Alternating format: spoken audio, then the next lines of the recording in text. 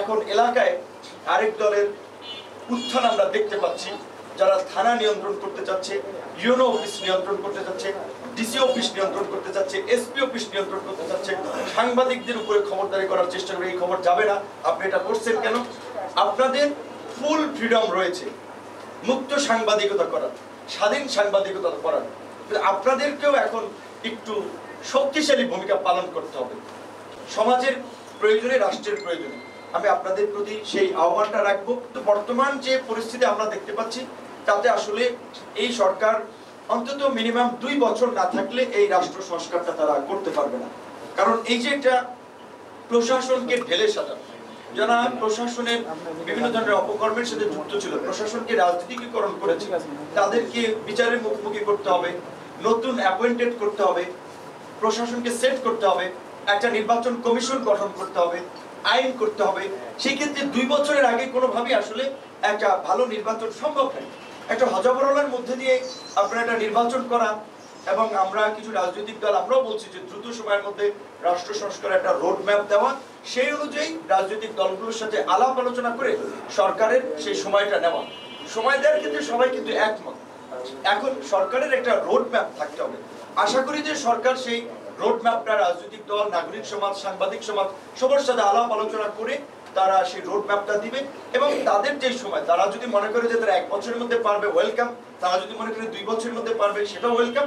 কিন্তু আমাদের ধারণা যে এই অবস্থার পরিবর্তন করতে, একটা সুন্দর পরিবেশ সৃষ্টি করার জন্য অন্তত 2 বছর লাগবে। সেই জায়গা থেকে আমরা সবাই সরকারকে সহযোগিতা করবো, কারণ এই সরকারের তো কোনো পলিটিক্যাল ব্যাগেজ নেই, এই সরকারের কোনো রাজনৈতিক সংশ্লিষ্টতা নাই, তা একেবারেই একটা নিরপেক্ষ সরকার। তবে 2 বছর সরকারকে থাকার জন্য সরকারের স্ট্রেংথ আর একটু বাড়ানো দরকার, সরকারের কাঠামো আর একটু বড় করা দরকার। কারণ এই 21 সদস্য বিশিষ্ট উপদেষ্টা পরিষদ দিয়ে রাষ্ট্রের বর্তমান অবস্থায় আসলে সরকার ভালোভাবে ফাংশন করতে পারবে না। তার জন্য আমরা ইতিমধ্যে বলেছি, এই সরকারের চেহারাটাকে জাতীয় সরকারের চেহারায় দেওয়া যেতে পারে। আরো বিভিন্ন রাজনৈতিক দলের সাথে আলাপ করে তাদের মনোনীত প্রার্থীদের, আপনার মনোনীত প্রতিনিধি নিয়ে এটাকে একটা জাতীয় সরকারের রূপ দেওয়া যায়। সেই ক্ষেত্রে হচ্ছে বিভিন্ন দলের প্রতিনিধি থাকতেছে, এবং সবচেয়ে বড় কথা অনেকের আশঙ্কা, যেটা অনেকের উদ্বেগটা, যে এইটা যদি আবার 111-এর মতো একটা বিরাজনীতিকরণ প্রক্রিয়ায় যায়, কিংবা আবার যদি মেজর পার্টিগুলোকে এক্সক্লুড করে দেয়, এরকম একটা আশঙ্কা আছে। তো আমার মনে হয় না যে এই সরকার সেটা করবে।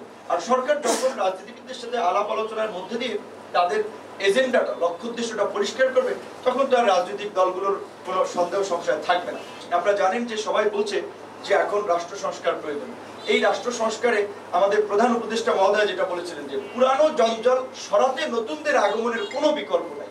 পুরানো সেটআপ দিয়ে, পুরানো কাঠামো দিয়ে এই রাষ্ট্রের সংস্কার হবে না।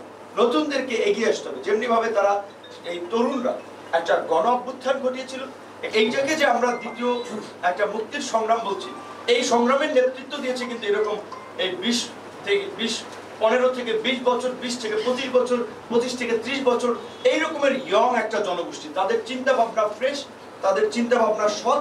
তারা রাজনীতিতে এগিয়ে যদি না আসে, তাহলে আগামীর রাষ্ট্র সঠিক পথে যাবে না। সেই ক্ষেত্রে আমি অনুরোধ করব তরুণদেরকে, শিক্ষিত তরুণদেরকে রাজনীতিতে এগিয়ে আসার জন্য।